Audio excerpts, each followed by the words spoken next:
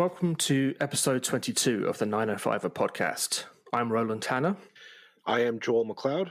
Few things tell us more about who we are as a society than how we treat our most vulnerable. How we treat those who used to care for us, but who are now too old to care for themselves. How we treat those born with challenges of whatever sort that mean they will need 24-hour professional care for their whole lives. There's been a concern about long-term care in Ontario for years, if not decades, but no recent provincial government has treated it as a priority. Now COVID-19 has lifted the curtain on both the weaknesses of long-term care and asked questions of every single one of us as to what we are willing to sacrifice for the sake of our oldest and our most vulnerable. As COVID's second wave has taken shape, it initially seemed not to be making headway into long-term care.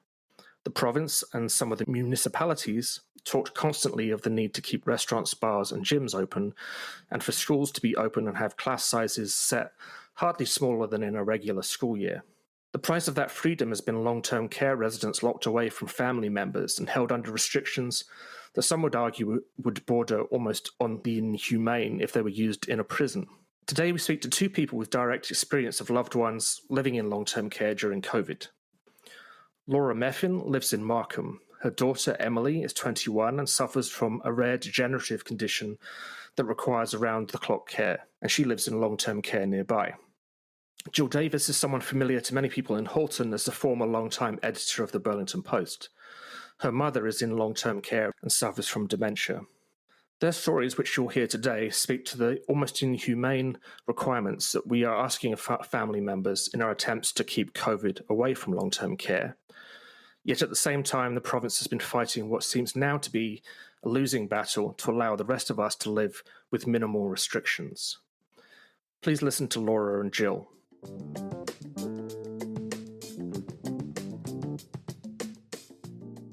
So welcome, Laura and Jill, to the podcast. Thanks so much for joining us today. We'll just start off with you, Laura. Could you tell us a little bit about your daughter, Emily, and your story since the start of COVID and how that's all worked out so far? Okay, great. Thank you for having me. Emily is 22 years old and she lives at a care facility in Markham. She's been there for 3 years now. And at the beginning of April, Participation House was locked down and we weren't able to go in and see her. And then at the beginning of April, we got notification that there was an unknown outbreak. So we made the decision to bring Emily home because we were also told that Emily did not have any symptoms. So we brought Emily home. My husband and I picked her up. We were wearing masks and we're really careful. And then Emily and I quarantined upstairs. Emily is in a wheelchair and is developmentally delayed and physically disabled. So we were upstairs because I had all her equipment, ceiling lift and that, able to go and do the bathroom facilities up there with her bedroom. And we were hoping that she did not get COVID. Then it was the night of April 9th that she started having some pain in her legs and she had a really bad sleep. The next morning, we woke up and we heard on the news that Participation House had COVID in there. And I think that was one of the most devastating things that I've ever heard. Probably worse than having Emily being diagnosed with her genetic disease, because we didn't know what that was going to be like. COVID had just started and we were devastated. We didn't know if she was going to be able to survive COVID with her condition. So then a few nights after, on the Sunday, I started getting symptoms. And then Sunday morning of April 12th, I was really, really bad. upstairs, quarantined by myself with Emily, and nobody could come up and help me. And that was so hard to realize that I was so sick and I had to take care of my disabled daughter, and no one would come. No one would be able to come up and help me. Everybody would bring food or anything, but I could not get any help. But later that day, Emily started having trouble with breathing, and we had to call 911. And the ambulance came, and they took her to the hospital, and she had to go by herself. We couldn't go in with her at all. And so she was in the hospital for three to 4 weeks, because at that time, Participation House, they were severely understaffed. And the hospital actually came in and helped them out. And then eventually Emily was released, and we made the decision to put her back into Participation House because they did have the nursing help. So she's been there ever since. And since April 12th, I have not been able to hug my daughter. I've not been able to be 6 feet close to her. And it's been this has been one of the hardest things that our family has ever had to deal with. So quite apart from dealing with the COVID at a very early stage where no one knew really very much about it, and like you say, you almost become immediately a kind of pariah that no one can touch or help or anything. Your daughter, obviously, it does, things like giving hugs, you can't explain to her why you can't do that. So she would naturally, every time she sees you, she's happy to see. Those kind of normal family interactions are not available to you now. And obviously that's one of the hardest things. Yeah, Emily's communication, like she has limited communication. She can talk, but her communication is through hugs and through touch. And also, too, like when Emily would come home from Participation House for a weekend, she would need a hug from me, and she would just grab hold of me, and she would just let everything go, just like you would do when you were a child with your mom, that you were at school and you had such a hard time and you came home and just let everything go. And that's what Emily used to do, that she would just unburden everything on me. And now she can't do that. She has not been able to give me that hug. She's not been able to release all those anxieties, everything for her. And it's traumatic for both of us. Yeah, I can imagine. Now, just bringing in Jill, you also have a family member in long-term care. More what we're used to from the news, I guess, and that it's your mother. But perhaps you could give us just a picture of what life is like with her and how you interact with her at the moment in her care. Well, thanks for having me on. And first of all, Laura, your story. Oh boy, you would make me go next, wouldn't you? Yeah, that brings tears to the eyes. I don't know how a mom gets through that. And Laura, I just want to ask you: are you okay now? Did you recover okay? I'm still one of the long haulers. I have shortness of breath. I am starting to feel a little bit better, that I will be getting, over this.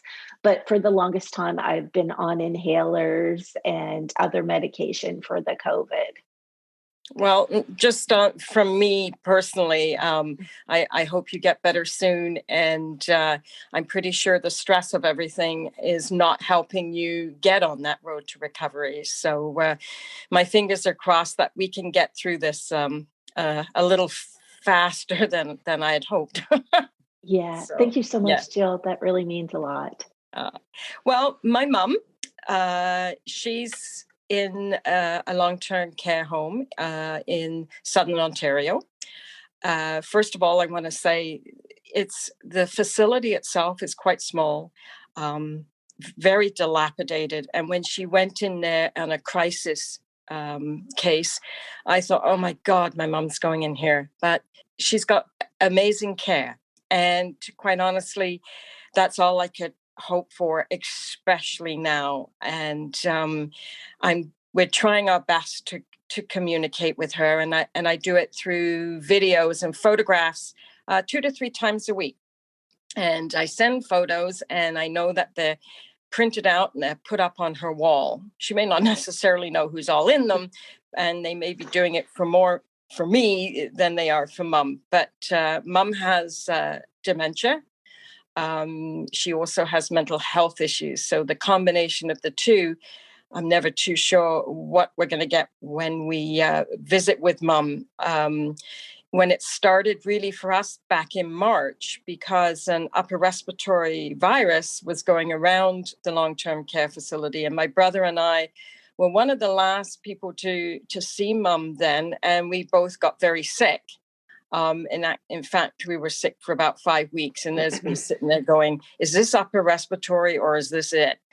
But both of us recovered, but I'm pretty sure it was just a nasty virus, but they had shut it down early. So in some sense, I think they were lucky because they hadn't, touch wood, got COVID in that particular facility.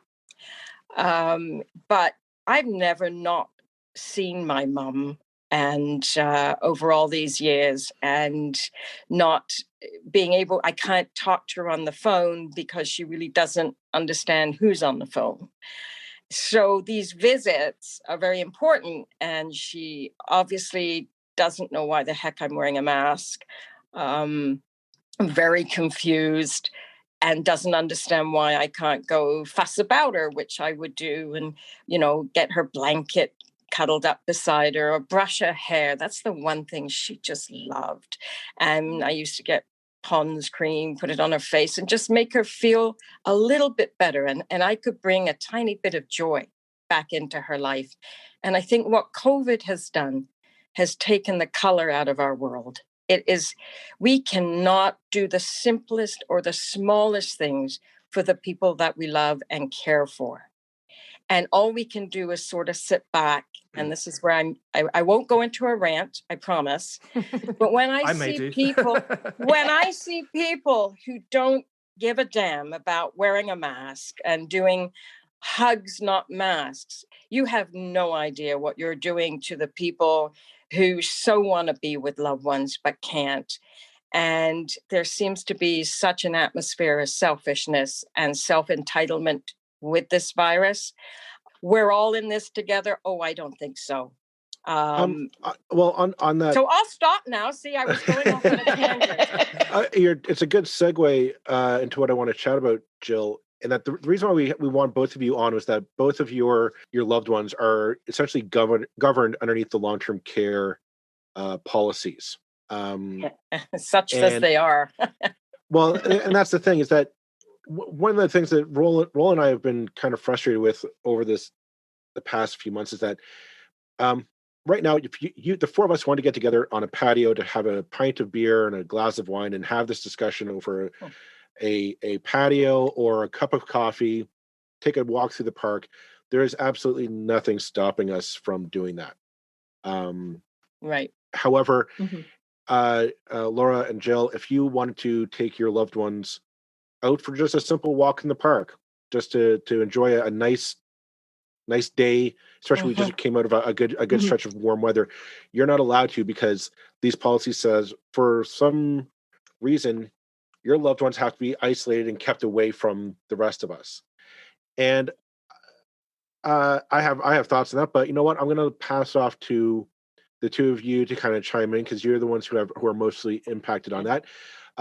Laura, why don't you go first and just maybe give us your thoughts on that kind of discrepancy in public policy? This it really bothers me, because with Emily, I can go do a window visit with her, and I can see the staff just wearing a mask, and they can give her a hug, they can brush her hair, they can do everything around her. But yet, as her mother, I am not allowed to even be 6 feet from her. Just recently, I had to go to the care home and show them how to put Emily into the stander. So we were outside. They put full PPE on me. So I had the gown, the gloves, the mask, the face shield, everything. And there were 10 people around her that were staff members to show them how to put Emily in the stander. And I was not allowed to be 6 feet from her. I had to show them. And one time I got a little too close and they were like, no, you need to back up. But yet they're just in masks. I'm in full PPE and I'm not even allowed to touch my daughter. And this is just driving me crazy. Other residents in care homes, children are allowed to go to school. They're allowed to interact with teachers, EA staffs. They're allowed to go to medical appointments and be around doctors and nurses and physiotherapists who are from outside the agency and the home. But yet, as her mother, the one person who would be devastated if anything happened to her, that my life would change forever. But yet the staff, it would hurt them, it would devastate them, but not as much as it would be me. I am not allowed to be that person to come in and comfort and be with my daughter. And it's not right. It really, it just boggles my mind of why they cannot have us as family members there with full PPE and safety protocols. And I don't understand the logic of that. Obviously, we don't, we're all desperate to keep COVID out of long-term care homes, and I get that, but it's that, to an extent, it seems that the price of a at present fairly relaxed attitude to what we can do. I mean, Joel said we can meet on a patio. Frankly, you can go to a restaurant in Burlington or anywhere in Halton and sit down inside with friends at a table in a way that isn't remotely safe as far as I can see. And you're paying the price for that because it's like, well, you're an outsider, therefore we cannot trust you at all. That seems like it's back to front. Yeah. Jill, do you want to weigh in with your perspective? I do, but I wish I didn't keep following Laura because it just chokes me up because I just can't. Okay, you'll go first next time. Okay, I just can't imagine as a mother how absolutely horrifying that is. I my thoughts are with you because you just would like to, that's it, I'm going in for that hug and to have to be sort of like turned away from your own daughter. I just can't imagine that emotion. And I can have sympathy, but I can't have empathy because I have no idea how you do it, to be honest with you.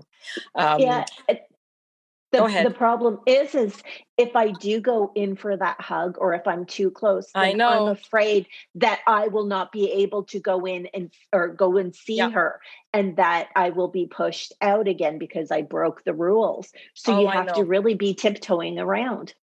I know. And you're remarkable. That's all I can say. Just remarkable. For my mom, they would have the outdoor visits, which sound good in theory, but they had her outside with a 6-foot table between us. And my mom's hard of hearing. She hasn't had a doctor in to clear out the earwax, but she's hard of hearing. The traffic noise on the street with the motorcycles, the school bus, the dump trucks going by, she couldn't hear us. They tried to put headphones on her and give us a speaker, but because of her dementia, get this off my head, right? So that doesn't work. That it wasn't going to work. And so basically we spent a half an hour shouting through a mask, and she's going, what? And sometimes because of that frustration, her dementia would kick in. She would get angry, and our visits would turn into a complete chaos, and someone would have to come and get her.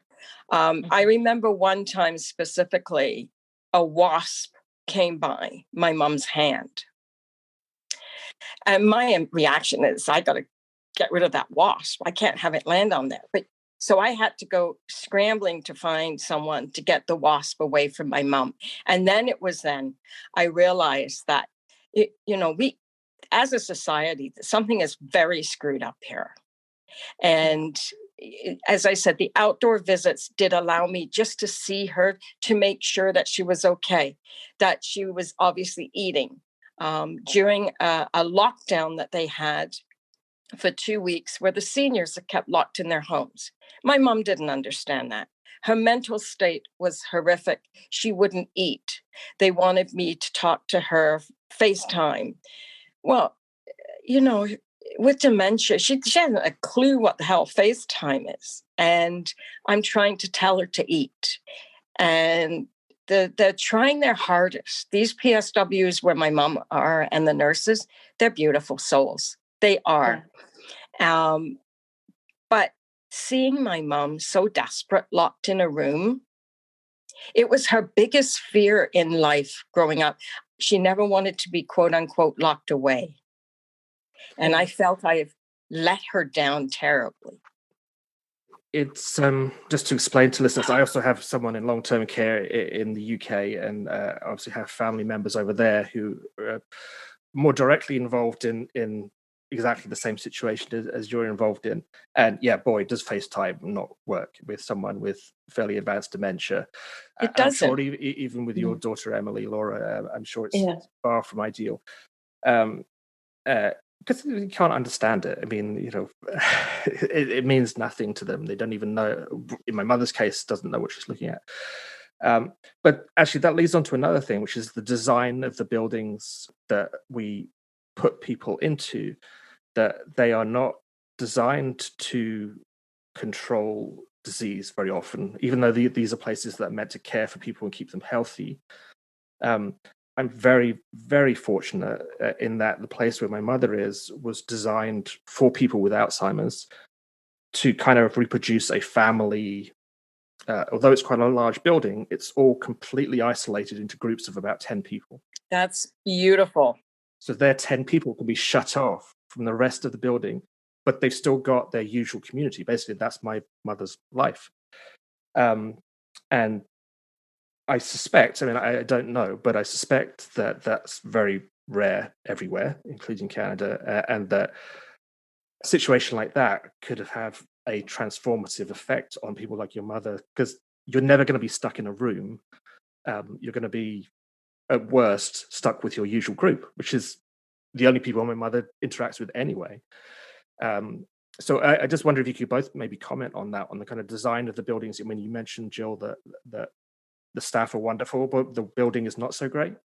My mom is in a dilapidated old house. And it was supposed to have been torn down several years ago and a new building constructed. Well, of course, that didn't happen.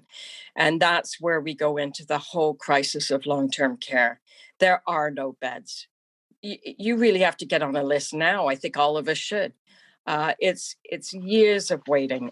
My brother and sister and I, we were told to go and pick our top 5 long-term care facilities in the city in which she resides. Mm-hmm. Well, of course, there's no beds. There was no chance. And then my mom was in a retirement home, which unfortunately, a lot of retirement homes now are becoming nursing homes because they don't have the staffing or the equipment to care for them properly. And my mom became desperate. She fell 4 times on one weekend, 4 times to Joseph Brant Hospital. There is a level of care, but a retirement residence doesn't have the nurses that's required for long-term, like as in long-term, I should say. And finally, the doctor, I guess, at the ER said, hey, what's she keep coming back for? She broke her shoulder. She had a broken nose. And sadly, that's when she became a crisis person. And then you have to take a bed wherever it's offered. Fortunately for us, it was Grimsby, so not too far out. I think we can all safely assume and I think it's a safe statement to say that COVID-19 kind of has exposed the gaps in our society, that the people who are most vulnerable are the ones that are bearing the burden on this. People with disabilities, the elderly, racialized people, etc., seem to be bearing a disproportionate burden of this pandemic. Now, we knew that this problem rose up back in March, April. I mean, we had the military go into our long-term care homes and facilities to help. It was that bad. I think we all know the answer, but I'm going to send this as individuals who are deeply involved with these facilities. Have you seen any improvements in terms of staffing protocols or physical improvements to the facilities that your loved ones are in by the provincial government since since April? Have you seen like any financial any improvements, any physical changes, any staffing protocols that have changed, that more staffing, new faces that have come in to help out at all? Because we've been told that the province is on top of it. I'm just wondering, you tell me from the ground. I don't know if it's the province on top of it. I do believe the care home that Mom is in is run well, and they're on top of it. I have seen obviously the PPE that they're all wearing, but I have not been inside the home. I have an immune system that's compromised, and I think my doctor said, don't go in, please. But so I have been doing my outdoor visits, and I am so grateful that we have had some wonderful November days. But now I know it's going to be window visits from now on for me. My brother is going to be the one caregiver who's going to go in. But, he's 69 now, and he's got to look after his health as well. Mm-hmm. But I feel confident, and I can sleep at night knowing that the nurses and the PSWs who are there, the personal support workers, that they're doing a remarkable job. And I've got nothing but praise for them. I can call them. I can ask how Mom is doing anytime. They will try and get her on the phone if they can. They've tried to set up, just little visits on FaceTime just so I can see her. They take photographs of her for me, send those. I send the videos, as I said, photographs. So there is a very good communication line there. So for that, I am eternally grateful. One thing I've noticed is that with Participation House, that they have definitely upped their cleaning protocols.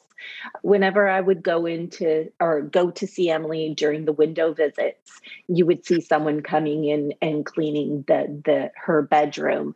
There has been a lot of staff turnover, a lot of new faces. So a lot of the staff, I think, have changed. Pretty much the majority of the staff at Participation House, they also got COVID. So I don't know if some have returned or they have gone on to a different job, or if they're still out sick with long hauler sickness from the COVID. I've also, one thing I have noticed is that with the provincial government, the funding that the Participation House gets, it has not increased. It's pretty much stays the same. So our rate of inflation has gone up, but the amount of funding that the provincial government has not increased to Participation House. So I think that is a problem, that they still have, like, their rent, everything goes up. So they have to cut back on certain services. So what then they have to do is, the staffing is probably one of the biggest costs for them. So they, decrease the staff and increase the amount of time that they have to spend with the residents. And, that's not right. Like, you need to spend more time with the residents, but they don't have the staffing to do that. And it's not right. The provincial government needs to step up. They need to put in more funding for the care homes and the LTCs. On that note, Laura, I don't know if you saw this. Came across my social media feed. David Hurley, who has another podcast called The Hurley Burley. This is a plug for his and no benefit to us whatsoever. But he had on his episode the Ontario Financial Accountability Officer. And I don't know if you saw this. The Financial Accountability Officer stated that currently the province is sitting on $9.3 billion in COVID-19 aid that has not been spent. Yeah, I heard that. Now, this money could be spent on our schools. It could be spent on the long-term care homes. It could be spent to broaden, to increase testing. I think there's a large possibility of to use this funding. You just mentioned that your system is not getting the money that it needs. What do you say to that? It's so frustrating. Like, if the care homes had more PPE, then maybe I would be able to actually go in to see my daughter. But right now, I'm because we're enhanced stage in Markham, that it's only a window visit or a virtual visit or outdoors. And with it being too cold, there's no way that my daughter, she gets too cold so fast. But there was a time where we could go into a room and have our full PPE, but that costs for, the care homes if every family does it, because it's almost like a single use. We need vaccines, we need more testing, and we need more funding. We need it just, like, Emily sits in her room, so they need more recreation programs. It's not fair for them to be isolating, and the government needs to step up. They need to do this, and they need to care for the most vulnerable population. Well, I mean, we're hearing the opposite from the opposite side of the argument. Let's go from that angle. We need to keep the small businesses open. We need to keep the restaurants going because of the economy. We can't let these small entrepreneurs fail. And I get. I'll be honest. I do get some of that sympathy. I mean, these people aren't to be blamed for the situation, but I get a sense, though, that part of the ability for us to keep these places open is because the burden that the folks such as you, Jill, and you, Laura, are forced to bear for this. Do you feel that might be the case going forward?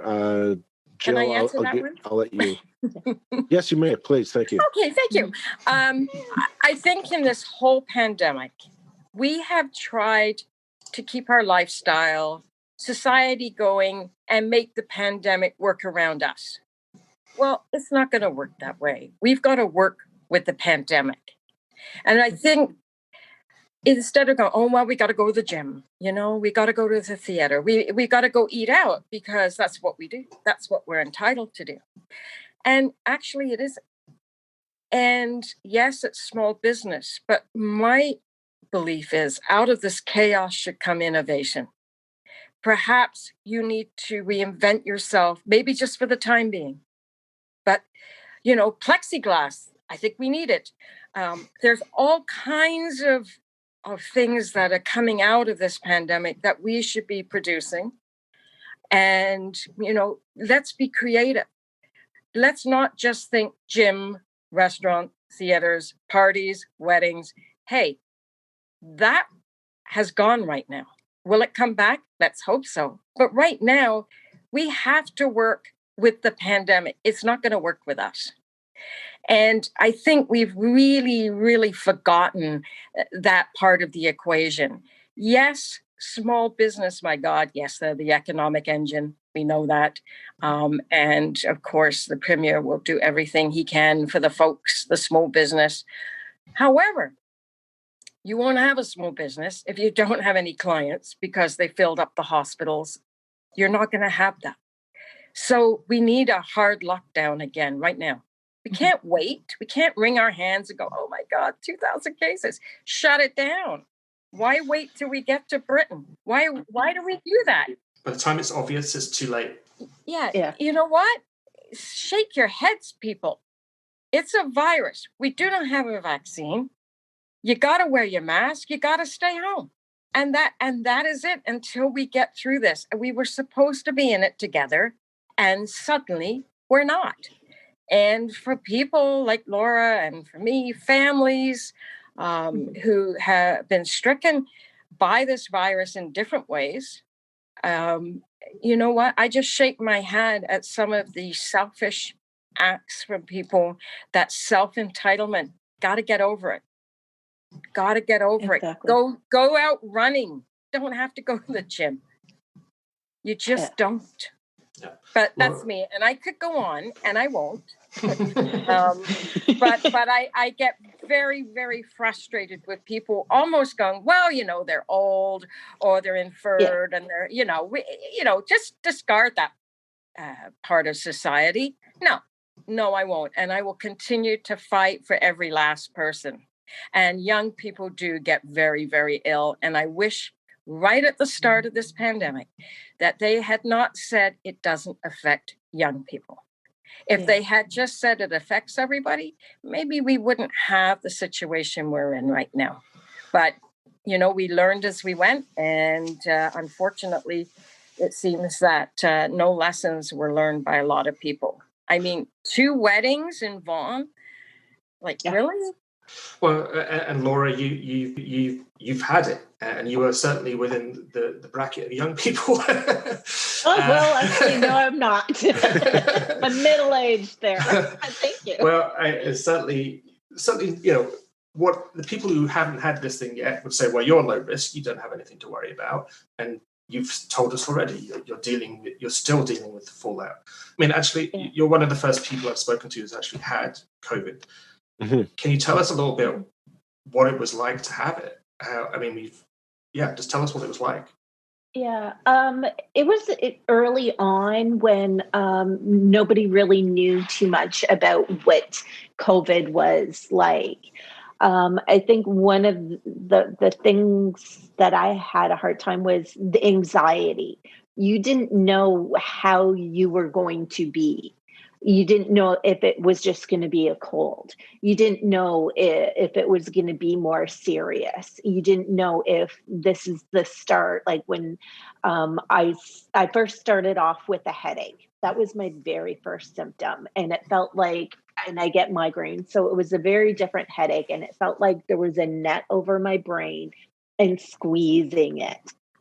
And then my nose started running, and it wasn't like congested like a cold. It was running.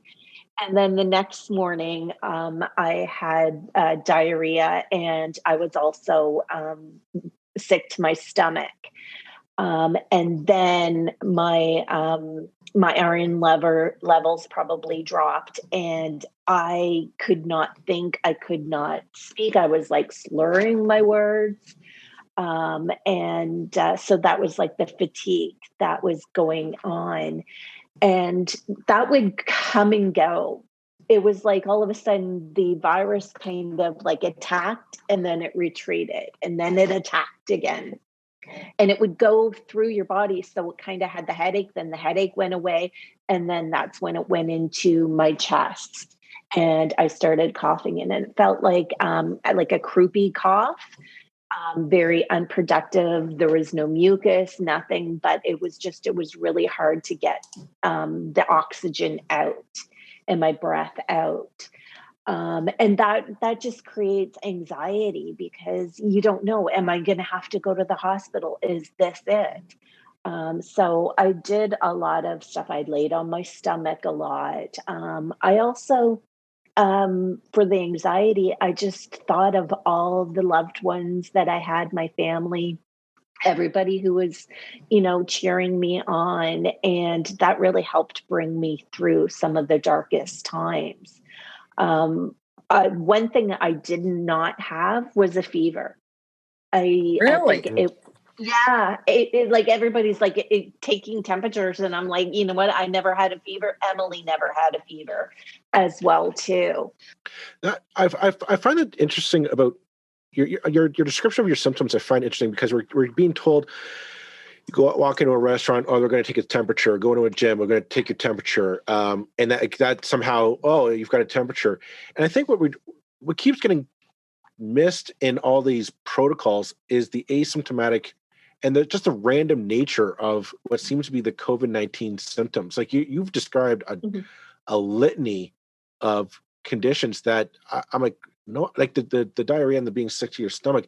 I don't recall hearing anything about that in the list of symptoms of COVID-19. And I find that it's like the idea, like we're still being fed this, oh, it's just a flu. It's just a cold, if you're young, you just need to blow your nose a couple times, stay home for a day or two, and boom, you're back up and you're ready to go the next day.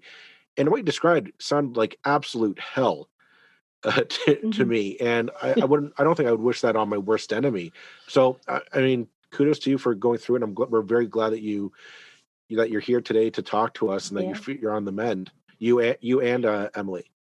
Did you lose your sense of smell? Sorry. No. Did you? I never really had a sense of smell to begin with, so I don't know if I lost it or not. Fortunately, that works when you're a mom. But like when I had all those symptoms, like the first morning it was awful. And that's when I still had to take care of Emily. And still had to get her up out of bed and, physically actually, maneuver Emily and care for her. And that must have been hell. It was, I will say it was hell. It was so hard because I also knew nobody could come and help me. Like, it wasn't like, okay, well, in maybe 2-3 hours, I can suffer through it and someone will come and save me and I can rest. There was no one coming. And that was the hardest. It was so hard and I had to do it. And unfortunately too, Emily, when I get sick and she understands that I'm not well, she will not cooperate with me and she wouldn't work with me to try and get her up. And so I was fighting COVID. I was fighting with her, and it was really hard. But one thing with COVID, it comes in waves. So then all of a sudden I kind of got better so I could deal with that. And so it would just come and go. Like Emily's symptoms, her legs were hurting. In the middle of the night, it was almost like she was having a bit of a seizure, but her legs were all moving and jerking. And so I didn't know if that was COVID, if it was a seizure, if it was her disease. And then the next morning I found out that that Participation House had COVID in, and most likely Emily did have it. I think probably you're about the third or fourth person who I haven't necessarily spoken to directly, but who I've known one way or another to have had COVID. I have yet to speak to anybody who it did not hit like a ton of bricks. And it's this, again, like Joel said, this thing where, it's, and sure, we're hearing about the asymptomatic people and the people who do have light instances, but I haven't come across any of those yet, just speaking anecdotally for myself. I was just looking at the numbers again last night, and I was like, well, if you take 100 people and give COVID to them, 4 of them will die. And we're still over 4 of them, actually. It's about 4.5. And we're still treating this like it's nothing. And saying, well, yeah, but those 4 people are probably old, so what the hell? That drives me crazy. It's shameful. Yeah. It's shameful. It's disgusting. Yeah. Well, I mean, on that note, Roland, that we've been dealing with the second wave, I'm going to say since August. Does that seems about right to my recollection? I don't think we've ever seen like a significant dip since August. Since the second wave started to hit us, we've seen case numbers continually going up. Toronto and Peel are now in the red zone, whatever that means. And I know, I honestly don't know the color-coded charts. I just know that for some reason, when a disaster hits, conservatives seem to like color charts. It happened with the Republicans in 9/11. They thought a color chart would save them all, and apparently that's what our government thinks is going to save us from COVID-19. That's my opinion. There's talk here in Halton. We had the infamous Halton mayor's letter saying, no, keep us open. And now there's talk today. Today's November 13th. There's talk that there's going to be talk of a massive restrictions introduced here in Halton because our numbers are higher than they were when the letter was written. As somebody who's had COVID, as people who are dealing with loved ones affected by the policies of this disease, is this working at all? Like, do you see results at all on the horizon? But based on the public health policies that are being told to us? Well, I don't think they're listening to the public health officials, and that's the problem. They're listening to the dollar, and instead of putting the health of every Ontario resident first. And somebody's got into their ear that, no, we're going to try this targeted approach. We're going to do it, like a surgeon. And it doesn't work that way. And they got to shut it down, and they've got to shut it down hard for a good month. And to get it under control, not to obviously wipe it out, but if we can get it under control until we get a successful vaccine, give people that hope. But the way they're nickel and diming it, it's going to kill our hospitals and our doctors. Why aren't we thinking about the frontline workers? At first, we were like, cheers, and we got parades for them. Aren't they great? Oh, now it's like they're dealing with way more. And, we're putting them under stress. We got to think of them. What are they dealing with as well at the hospitals? Dear God, I wish I don't know what's gotten into him. It's like he's, and don't pray for me anymore. And the good folks of Ontario, do something. And don't blame us. Don't blame us for the fact that it's been spreading when you haven't. And I'm really struggling not to swear right now. And Laura, I'll let you chip in as being far more informed on all of this. But yeah, that's when I really start to lose it, is when I see these guys who 2 weeks ago, in Halton's case, the mayor of Oakville said 2 weeks ago, well, people in Halton are different. We're controlling this. We're behaving ourselves. Yeah, sure we are. Look at Oakville. And 2 weeks now, yesterday, he said, well, guys, you've really got to get your acts together because this thing's getting out of control. Well, thanks very much, Mayor Burton. That's a real favor you've done us. On the day that he said that 2 weeks ago, that's when the people were catching the disease that we're seeing in the statistics today. I'm furious about how this has gone down, and every mayor in Halton was part of that thing, and they should be ashamed of themselves. Sorry, that's very much editorializing and not being an independent journalistic interviewer. I apologize, but that's an opinion. Laura, what do you think? I think it's the inconsistency of guidelines. It's like, don't wear a mask, wear a mask. They work, they don't work. You can go out to a restaurant, but you can eat outside, but then you can be in a bubble, don't be in a bubble. We don't have clear guidelines of what we need to do. And that's the problem, because then some people will only latch on to the easiest things. Like, that's just what we do. And it's like all the guidelines in the homes and stuff. There's no clear consistency of what needs to be done or what we should be expecting. There needs to be, okay, if numbers get to this high, we need to shut down. And that's what we need to do, because the other thing is that just recently, a family member had to go in for surgery because they had cancer. If we have too many people in the hospital with COVID, all these surgeries are going to be pushed back. And the other problem too is if there's too many people in the hospitals and overwhelming the system, someone like my daughter, Emily, who went into the hospital, and if she was suffering, they would put her as a low priority because she is not a productive member of society. Fortunately, when Emily did go into the hospital, The doctor was really good, and they weren't overwhelmed. And they did ask me about life-saving techniques. And I said, Emily she's young. She still has a lot of life left.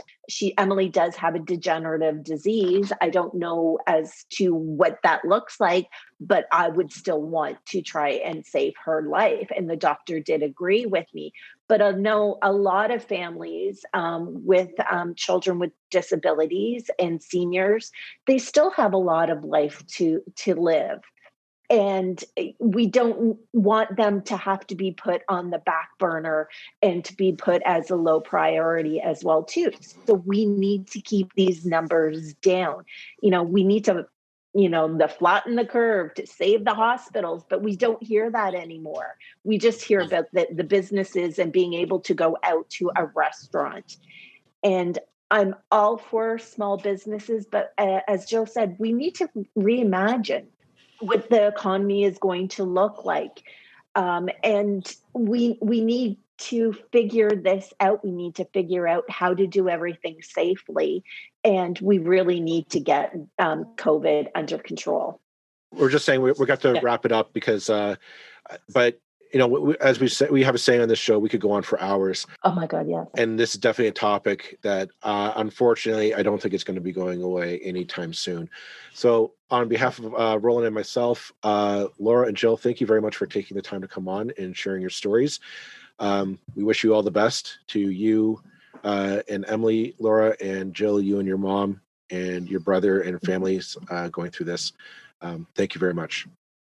Thank you for inviting us. Thank you. Yes, thank you so much. This has been a really good time.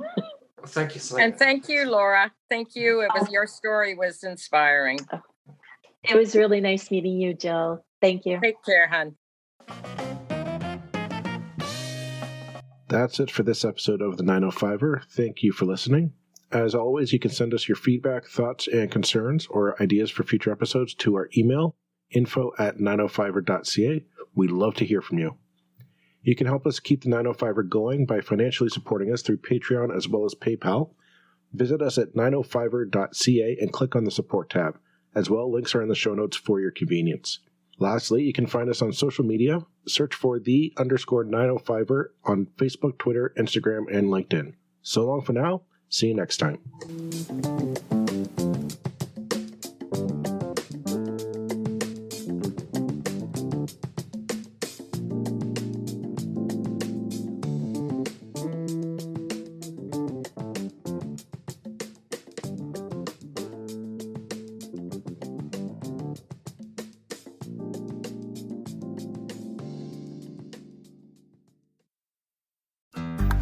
Looking to make the most out of this life and optimize your personal wellness? Then check out the Natural Man Podcast. Join me, host Mike C., as we explore all areas of human wellness, physical, mental, and emotional. Learn strategies to optimize your own well-being and be in the driver's seat of your own health. Remember, your doctor works for you. Learn biohacks, neurohacks, ways to improve sleep, and ways to optimize your body and your mind. Check us out on Apple, Spotify, the Fountain app, and at naturalmanpodcast.com.